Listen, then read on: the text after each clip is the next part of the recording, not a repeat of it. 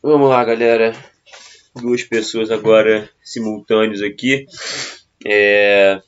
Vamos lá, vamos começar aí o nosso debate sobre Copa Libertadores.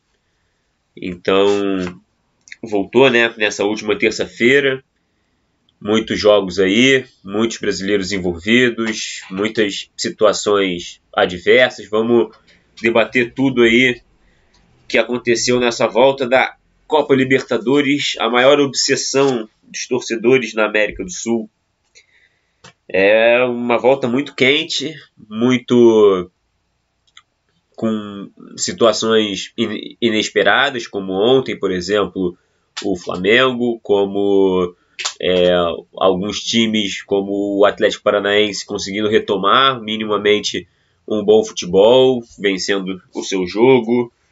Algumas surpresas também, algumas até um pouco positivas, o caso do próprio Del Valle, o Defensa e Justiça da Argentina também é uma surpresa muito, muito positiva para o nível do futebol sul-americano, né? Times que se propõem a jogar bola mesmo com um nível técnico menor. Mas vamos lá. Vamos começar com o grupo a grupo. O grupo A primeiro.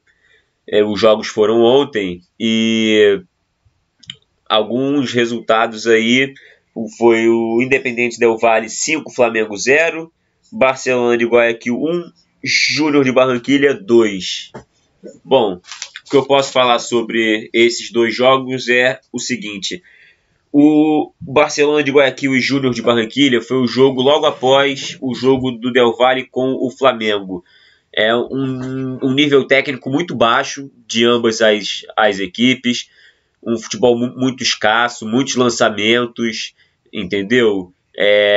Também os dois times sem perna, o Júnior muito mais, porque o Júnior de Barranquilha voltou recentemente a jogar, fez ontem o seu terceiro jogo apenas nessa volta do futebol na América do Sul.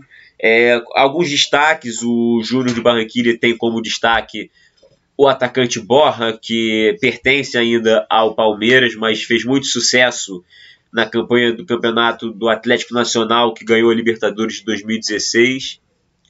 E então é um time aí que não deve passar de fase, não deve passar, mas é um time que se acertou minimamente.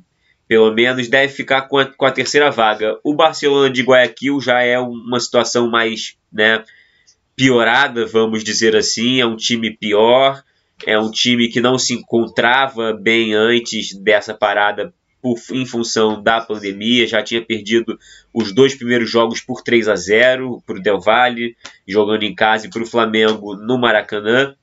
Então é o time que deve ser o último desse grupo. Até porque os jogos agora vão ser em sequência, né? Teve nessa semana, na terça-feira vai ter, e na outra quarta. Então é um tempo muito curto para esses times se recuperarem e conseguirem alguma coisa assim maior. Na minha visão, o Del Valle passa em primeiro e o Flamengo passa em segundo, mas pelo atual momento que a equipe brasileira vive, né? Porque tem muito mais elenco para poder passar em primeiro do que o Del Valle, mas o resultado ontem do jogo foi um resultado que para a torcida rubro-negra foi muito, muito preocupante, assim, né?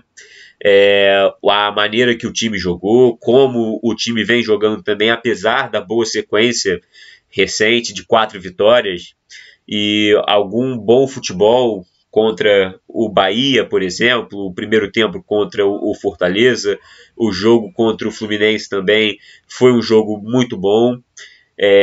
O Flamengo soube dominar o adversário de uma certa forma. Contra o Santos, antes, teve também um jogo que o Flamengo sofreu um pouco na defesa, mas perdeu muito gol, e inclusive 2 deles sem goleiro, né? Um com... não vou lembrar agora, eu acompanho muitos jogos aí.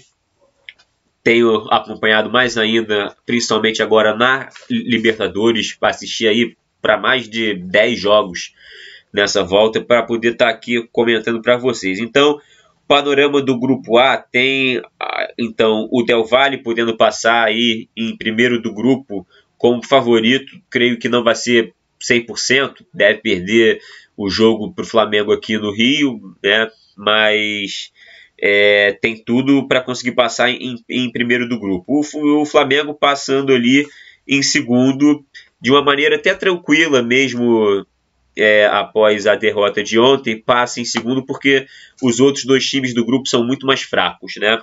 Enfim, e em terceiro eu aposto no Júnior de Barranquilha, porque o Júnior ele é o time menos pior ali entre ele e o Barcelona, como eu já tinha dito, e voltou, fez o terceiro jogo, né, nessa volta ontem só, e é um nível técnico muito inferior já às outras duas equipes que estão na frente. E o Barcelona de Guayaquil aí, deve ser o último do grupo. Inclusive o Barcelona perdeu o seu principal jogador, o atual artilheiro da Copa Libertadores, que não está mais no time, saiu. Então já é aí mais um ponto negativo para o Barcelona de Guayaquil. Bom, vamos falar agora sobre o grupo B. Grupo B, o grupo do Palmeiras. Tem Palmeiras, Guarani, Bolívar e Tigres da Argentina. Tigre, perdão. É um grupo muito fácil também. O Palmeiras, aí, vamos lá, tem tudo para fazer os 18 pontos, né? Apesar de não apresentar um futebol tão consistente como deveria, né? Muitos aí, torcedores palmeirenses recentemente, pelo que eu pude ver nas redes sociais, criticando o Vanderlei Luxemburgo merecidamente, porque ele foi contratado para fazer o time jogar para frente e tem um time muito bom, com jogadores muito bons que joga basicamente de maneira reativa, né? De uma maneira muito defensiva, de uma maneira também desnecessária. O Palmeiras tem elenco para dar o show, por exemplo, que o Flamengo deu no ano passado.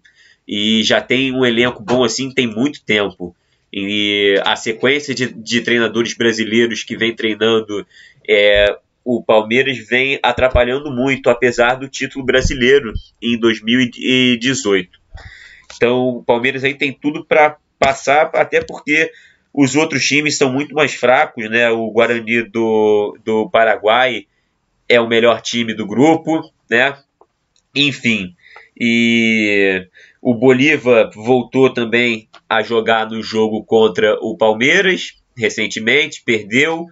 É um time que se utiliza muito de altitude, mas não deve passar para as oitavas. E o Tigre é um time que atualmente, né, muitos não devem saber, está na segunda divisão do campeonato argentino. Então, esse aí provavelmente vai ser o último colocado do grupo. Enfim, mas eu aposto que para passar Palmeiras e Guarani do Paraguai, eu acho que passam tranquilamente, né? O Palmeiras em primeiro, o Guarani em segundo.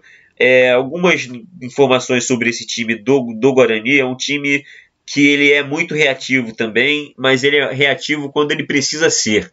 Porque, pelo que eu pude perceber de vídeos que eu fui buscar do Campeonato Paraguaio, quando ele joga principalmente em casa e precisa atacar e o time é inferior a ele, ele ataca mesmo, vai para cima, muitas triangulações e muitas jogadas de velocidade. É um time que, para contra-ataque contra um time melhor, pode dar algum trabalho, né? Aí, lembrando que já eliminou o Corinthians na pré-Libertadores, então tem algum mérito por estar aí. E nessa volta do futebol veio razoavelmente bem e ganhou o jogo, né? Por 4-1 do Tigre da Argentina. O jogo foi ontem. Está em segundo do grupo com 6 pontos. O Palmeiras é líder com 9. Bom, então é isso. E vamos agora para o grupo C. Os jogos foram na terça-feira. O grupo C conta com Jorge Wilstermann, Atlético Paranaense, Colo-Colo e Peñarol do Uruguai. É um grupo aí que bem enrascado mesmo, bem parelho, até pelo nível técnico das equipes. Se você for pegar aí, o futebol uruguaio recentemente não produz muita coisa. É um produz times que só se defendem e times com um nível técnico até bom e sem jogada coletiva nenhuma. É uma dependência muito forte em jogadas individuais e em alguns lampejos do time, como eu também pude ver, né, no jogo que eu acompanhei do Nacional do Uruguai, que vamos falar um pouco mais para frente. Mas, por enquanto, né, apertado ainda, mas o líder é o Atlético Paranaense, com 6 pontos, o Colo-Colo também tem 6, o Jorge Wilstermann, da Bolívia, tem 3 e o Peñarol 3. E se for traçar um panorama aí desses times, o Peñarol, pelo que eu já falei, não deve passar. É um time também que depende muito de individualidades, não tem jogo coletivo algum. O Colo-Colo é um time que está muito fraco e nessa volta da pandemia voltou muito, muito, muito fraco. No Campeonato Chileno, se não me engano, é apenas o 14º colocado. Então é um time aí que deve passar de fase pelo grupo não ser tão forte, apesar de ser parelho, mas não deve preocupar muito para as outras fases, mesmo sendo mata-mata. Creio que até o próprio Atlético Paranaense possa eliminar esse time. O Atlético Paranaense, que depois aí, nessa volta no futebol brasileiro, não voltou muito bem, apesar de ter ganho os 2 primeiros jogos, né, do Campeonato Brasileiro, oscilou um pouco, demitiu o técnico, o Dorival Júnior, e aí conta com seu auxiliar técnico, né, o auxiliar permanente do clube, que assumiu o time, me fugiu agora o nome dele, posso lembrar daqui a pouco, e que faz o time jogar minimamente bem. Não é nada fantástico e nem perto do que foi nos últimos 2 anos com o Thiago Nunes, que porventura, que por acaso, né, não fez um bom trabalho no Corinthians, mas o Atlético Paranaense esse ano passa muito longe do que foi nos últimos 2 anos, principalmente pelo elenco mais fraco que tem, perdeu muitas peças, não teve poder para reconstruir o time e agora vai depender, né, de passar aí para as oitavas de final, mas também não creio que seja um time que vai chegar muito longe, não. É um time que é muito, muito fraco ainda para pretensões na América do Sul. E o Jorge Wilstermann, como qualquer time boliviano, depende muito de altitude e de jogada aérea. Não tem também muito, muito jogo coletivo. Quando joga em casa, é bola para a área o tempo inteiro e chute de longe, porque sabem que quem vai lá e que não está acostumado geralmente toma muitos gols assim. Não tem nenhum plano de jogo coletivo, nenhuma individualidade assim extremamente boa. É um time que, se acontecer o que eu acho que não deve, mas caso passe de fase, não vai muito longe também.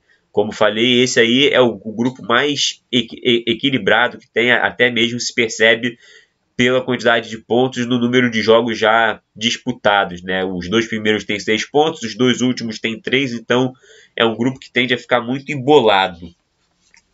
Avançando agora aqui ao grupo D, para você aí que porventura chegar agora assistindo, estamos fazendo aí uma live sobre, a volta da Copa Libertadores, o panorama dos grupos, os times brasileiros também com algum foco maior. Vou falar melhor de cada um deles depois que eu der esse panorama geral dos grupos e ver aí os times que voltaram mais fortes, né? Sejam eles de elenco ou de jogo coletivo. Vamos agora para o grupo D. O grupo D é o grupo do River Plate, São Paulo, Binacional e LDU do Equador. Os jogos do grupo D voltaram na terça. A LDU ganhou do Binacional fora de casa. O Binacional que foi impedido pela Conmebol de jogar no seu estádio da cidade de Juliaca, no Peru. Uma altitude elevadíssima e o time já tinha se beneficiado dessa altitude quando jogou lá atrás, na primeira rodada, né, antes dessa parada, contra o São Paulo. Tinha ganho por 2-1. E no jogo seguinte, quando foi jogar na Argentina contra o River Plate, perdeu por 8-0. Então, o Binacional é um time que corre muito por fora, um time tecnicamente fraco, coletivamente também. E é o atual campeão peruano, né? É mais ou menos um panorama de como está o futebol peruano, por exemplo, atualmente. Os times já nunca tiveram assim uma tradição de tanta chegada, apesar de algumas finais, como com o Sporting Cristal, que, se não me engano, perdeu para o Cruzeiro nos anos 90, não vou me recordar do ano agora, mas o futebol peruano caiu muito, o Universitário caiu na primeira fase ainda, na pré-Libertadores, e o Aliança de Lima, que eu vou falar mais para frente, não agrada em nada. Então o Binacional aí deve ser o último desse grupo. Dos outros 3 times, o River Plate é o mais favorito a passar. O que pode acabar atrapalhando aí o River Plate é que o River voltou a jogar só ontem, estava parado desde março. O futebol argentino como um todo voltou aos gramados ontem, então o River pode oscilar bastante ainda nessa fase de grupos, mas com certeza, se conseguir passar, é um grande favorito ao título pelo que já vinha fazendo nos últimos anos, por como foi o ano passado, mesmo com o vice-campeonato, e pelo que a gente sabe que o River pode mostrar, e pelo técnico que tem, principalmente, que é aí, hoje em dia, o melhor técnico disparado da América do Sul, o Galhardo, né? E os outros 2 times, a LDU é um time que tem até um jogo interessante, com algumas transições rápidas, um trabalho muito bom aí do técnico uruguaio, que não vou me recordar agora o nome, mas ele também treinou o Independiente Del Valle no vice-campeonato da Libertadores em 2016, se não me engano, não vou lembrar agora do nome, confiro daqui a pouco também, mas é um técnico que vem fazendo um trabalho na LDU tem um tempo já, e um trabalho que surte minimamente um efeito. No ano passado a LDU avançou e chegou até as quartas de final, caindo pro Boca Juniors. A LDU, então, com um time com boas jogadas, com boas triangulações, muitos lançamentos, é verdade, mas quando jogam na altitude sabem utilizar desses lançamentos e desses cruzamentos muito bem contra times que não sabem como jogar na altitude. E, enfim, pode dar muito trabalho na fase de grupos. Não creio que viria muito longe, talvez no máximo umas quartas de final, dependendo do chaveamento que pega, até uma possível semifinal, mas não creio que seja um favorito ao título.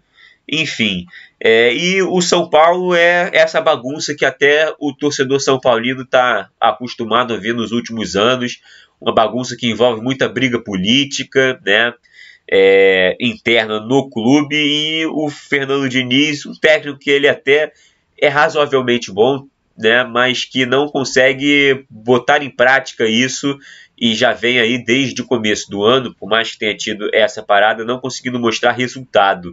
No jogo de ontem sofreu bastante o time do São Paulo para buscar um empate contra o River Plate, pude assistir essa partida totalmente. Os gols do São Paulo foram muito na base da sorte, 2 gols contra, né, em algumas até boas jogadas do time do São Paulo, mas que chutes que não iriam para o gol e que deram sorte de bater em alguém do River no meio e entrar. Então o São Paulo pontuou ontem com muita sorte, um ponto que pode ser até importante para brigar por vaga nas oitavas, mas não é um time que dessa maneira vai muito adiante, não. É um time que utiliza também de muitos cruzamentos para a área, não consegue criar muitas jogadas coletivamente, salvo raros momentos, e que arrisca muito de fora da área, né? A própria qualidade técnica do que o time do São Paulo tem não tem ajudado muito, apesar de estar brigando lá em cima, no topo da tabela, no Campeonato Brasileiro.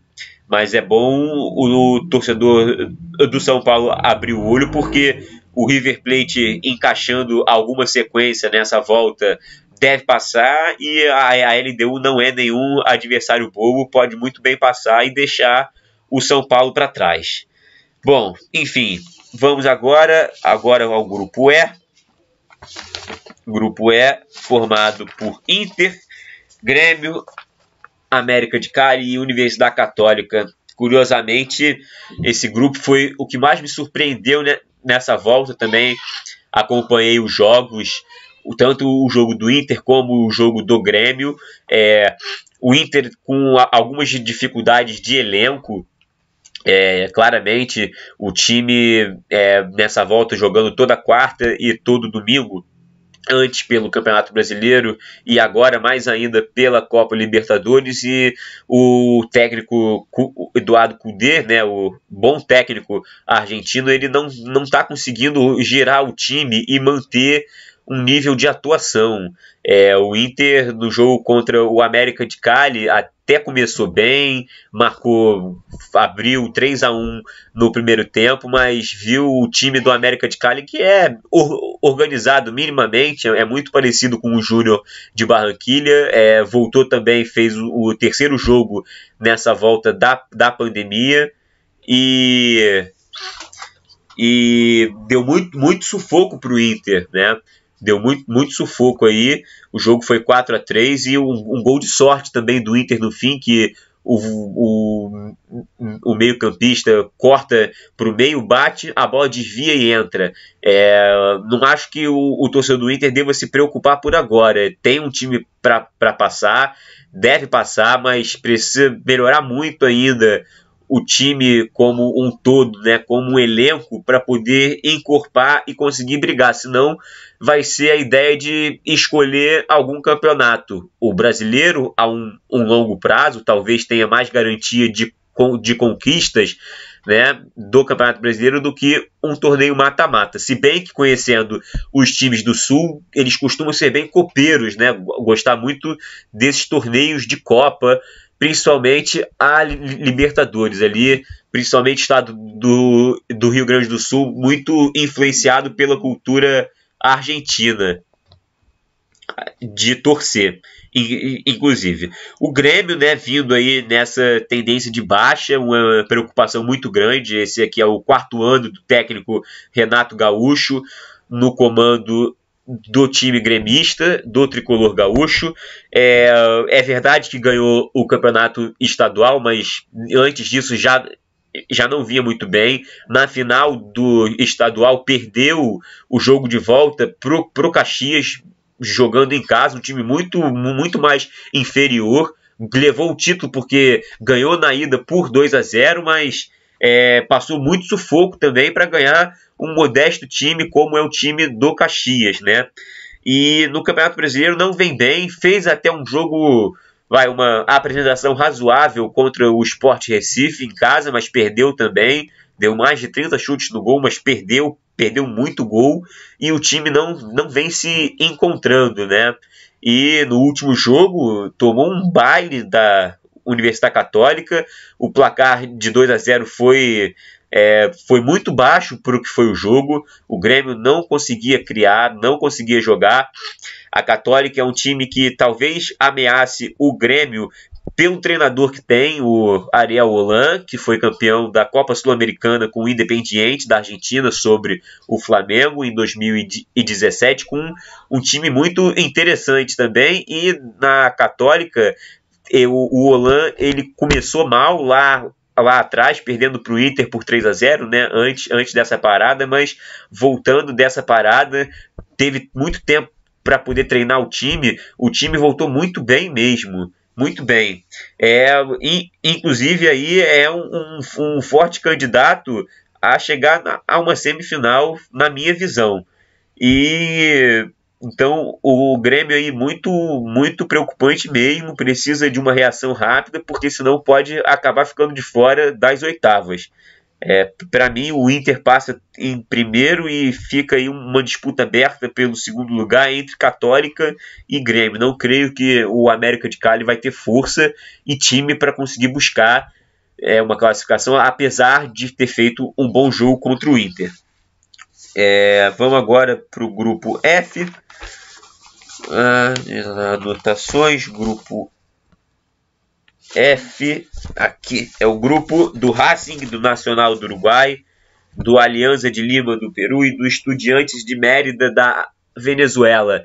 É um grupo que é fraco também. O Racing e o Nacional já tinham chegado nessa rodada, ambos, né, com 6 pontos, e devem passar tranquilamente. O Racing jogou contra o Nacional ontem, perdeu por 1-0 em casa, mas a mesma situação do River Plate. O Racing voltou, né, dessa parada do futebol ontem, e é verdade que chegou na área e atacando em muitos cruzamentos, não sendo o jogo ideal que o próprio Racing costumava fazer com o Kudê, que agora o técnico é o bom treinador argentino BKSS. Mas, enfim, o Racing deve passar tranquilamente. O Nacional do Uruguai foi mais ou menos o que eu falei sobre o Peñarol, né? É uma situação muito complicada do futebol uruguaio como um todo, porque eles não conseguem formar alguns jogadores bons. Os que formam vendem rápido, principalmente para o mercado brasileiro. Um grande exemplo disso é nomes como Arrascaeta, por exemplo, que veio cedo, até novo, né, do Defensor do Uruguai para o time do Cruzeiro, e agora comprado no ano passado pelo Flamengo. Então o futebol uruguaio está numa decadência muito preocupante. Ganhou ontem, é verdade, mas o Nacional não jogou nada, nenhum tipo de jogo coletivo, muitas individualidades e jogadores muito fracos, um time muito defensivo até. Poderia ter ganho de muito mais do Racing, que estava nitidamente sem ritmo de jogo, e não fez. Ganhou com um gol de pênalti, perdeu mais uma chance em uma saída de bola errada do Racing, mas é um time que, mesmo passando para as oitavas, não preocupa muita coisa. Não deve preocupar aí muitos times, não. É um time bem fraco. E os outros 2 times são realmente times muito fracos tecnicamente, como já tinha falado. O Alianza de Lima, o futebol peruano, vive uma decadência muito forte. Não tem tido boas apresentações recentes na Copa Libertadores. E deve ser o último do grupo, até porque no jogo que fez contra o Estudiantes de Mérida na Venezuela, tomou uma virada assim, perdão, inacreditável mesmo, porque o time do Estudiantes de Mérida é um time também muito fraco. Então vai ficar aí em último, e o Estudiantes de Mérida deve ir para a Copa Sul-Americana como 3º colocado. Mas é demais, né? É isso aí mesmo. O grupo G, o penúltimo grupo, vamos lá, é o grupo... Só um instante, deixa eu me achar aqui. É o grupo do Santos, se não me engano. É isso aí. O grupo G é o grupo do Santos.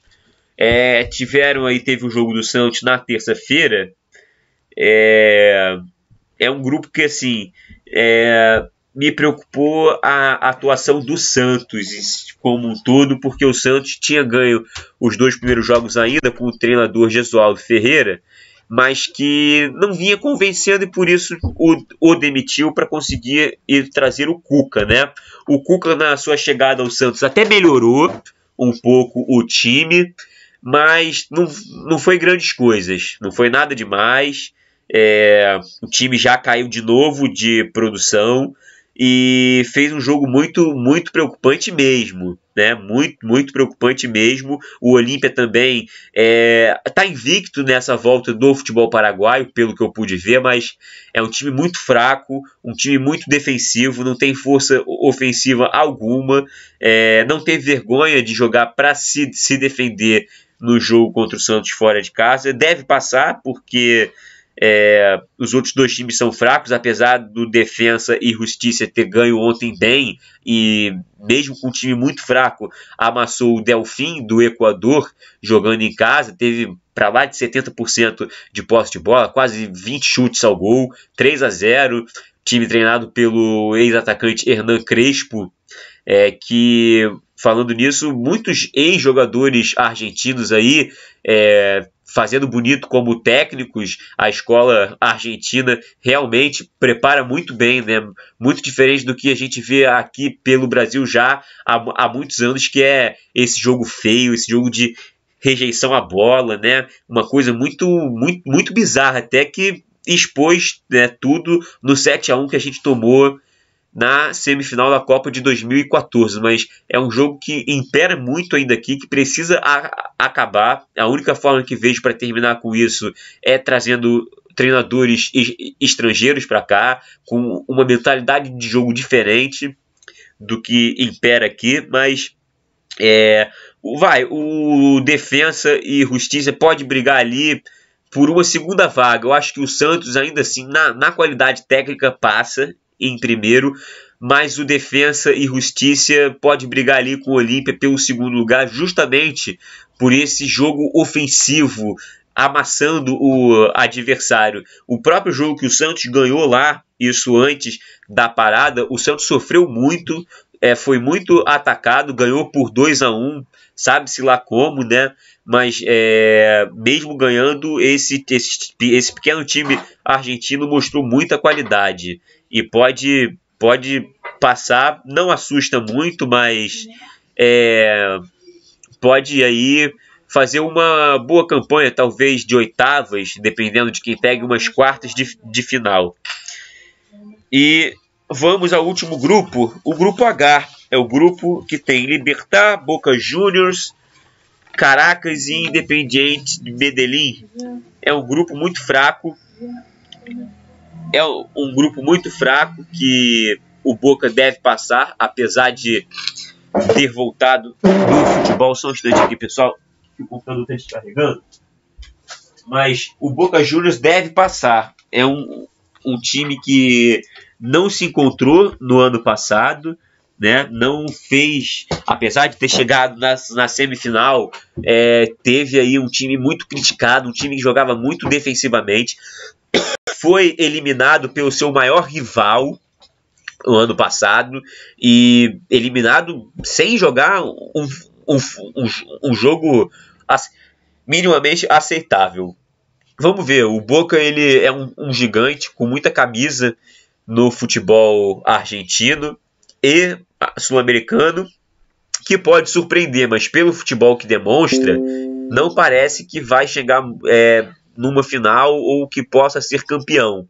Né? A gente sabe que ainda que o peso de um time é muito importante para a campanha dele, é muito diferente da Champions League, por exemplo, que lá realmente se ganha quem investe bem mesmo, mas aqui o Boca pode até ter uma chance de ir a uma final, mas eu acho que ganhar não. Existem outros 3 times aí melhores e outro com um elenco muito melhor que o Boca. O Libertad é um time pequeno no Paraguai, mas que vem fazendo boas campanhas nas últimas participações em Copa Libertadores. É um time que tem até um ataque bem interessante, com o atacante Oscar Cardoso, que fez muito sucesso no futebol português lá na Europa e jogou aí, se não me engano, duas Copas do Mundo pela seleção paraguaia. E é um time que deve passar em segundo. Os outros 2 times, o Caracas da Venezuela e o Independiente de Medellín da Colômbia, são times muito mais fracos. O Medellín voltou, né, a jogar, assim como os outros 2 colombianos, fez o seu primeiro jogo, né, nem o terceiro, mas fez o seu primeiro jogo nessa volta do futebol e perdeu para o Caracas da Venezuela em casa por 3-2. Então, talvez tenha alguma briga pela vaga da Copa Sul-Americana, né, que o terceiro colocado vai para a Copa Sul-Americana, mas também nesse outro torneio não deve ir muito longe. 2 times muito fracos mesmo. Bom, o panorama inicial é esse. Os times que eu acho que, né, podem chegar aí numa possível semifinal pelo que mostraram ou pelo potencial que possuem nessa volta do futebol, eu colocaria, pelo que jogaram, o Independiente Del Valle e a Universidade Católica, 2 times organizados. É verdade que não são tão fortes tecnicamente, mas organizados, criaram muitas opções de gol. Um deles goleou o seu adversário, que que foi o Independiente Del Valle goleando o Flamengo por 5-0. O outro não goleou por muita sorte do próprio Grêmio, que foi muito atacado, merecia ter saído perdendo por muito mais. E, bom, é um time que aí pode criar alguns problemas e chegar numa semifinal, claro, dependendo do chaveamento das oitavas e das quartas de final. Os outros dois times que eu acredito que possam chegar, o River Plate, que não voltou jogando tão bem, mas entende-se por ter sido aí o primeiro jogo na volta do futebol. O River, pelas campanhas que fez nas últimas edições, vice-campeão, em 2018 foi campeão, em 2015 foi campeão, em 2017 caiu na semifinal. Então é um time que vem muito consistente nos últimos anos e com uma base de time muito, muito bacana e muito forte mesmo. E o outro time que eu acho que pode chegar é o time do Flamengo, mas é uma coisa assim muito primária ainda por ser o atual campeão e pelo elenco que tem, né? Pela bola que jogou ontem, foi um vexame total, né? Uma coisa muito, muito feia até. Eu pude acompanhar no noticiário daqui do Brasil, foi o atual campeão que tomou a maior goleada, né, em sequência. Então foi uma coisa assim muito vexatória, mas que nitidamente, né, não é só aí um problema técnico de estilo de jogo, passa por problemas políticos internos e até por descaso de muitos jogadores, pelo que pude perceber do jogo que assisti, pelo menos, analisando aí para trazer para vocês. Mas é ainda assim um forte candidato, apesar de não viver um bom momento e de sofrer muita pressão da torcida pelas redes sociais. O panorama, então, foi esse. Eu vou voltar em todo fim de rodada da Copa Libertadores, né? Ou seja, toda sexta-feira, né? Passando da terça, quarta e a quinta, eu vou voltar para falar de como foi a rodada e das novas perspectivas que podem se criar, porque o futebol aqui na América do Sul muda muito rápido e constantemente. Um time que pode estar bem agora ou pode passar bem da fase de grupos pode chegar num mata-mata e ir muito mal. Enfim, já vimos vários exemplos aí inclusive times como o próprio Boca Juniors conquistar títulos indo muito mal na fase de grupos. Perdão. Mas, enfim, toda sexta-feira, então, nessa faixa de hora, mais ou menos aí às 9 da noite, eu vou estar aqui pelo YouTube e também pelo Instagram, né, ao vivo, trazendo para vocês esse panorama da rodada da Libertadores. Bom, galera, vou pedir para vocês nos seguirem lá pelo Instagram, @Outro Lado da Bola, pelo Twitter também, @Outro Lado da Bola. E seguir a gente aí no YouTube, né? Lembrando que a gente já postou aqui uma série no canal há mais ou menos um mês e meio atrás sobre jogadores craques dentro de campo que foram muito importantes também fora de campo. Então, se você que viu aqui hoje a live e gostou aí dos meus comentários, né? Assiste lá, dá uma força, porque foi uma série muito bacana feita lá por nós aqui do canal, tá bom? Bom, galera, por hoje foi isso. Um abraço e até a próxima sexta-feira. Valeu. Tchau, tchau. Foi.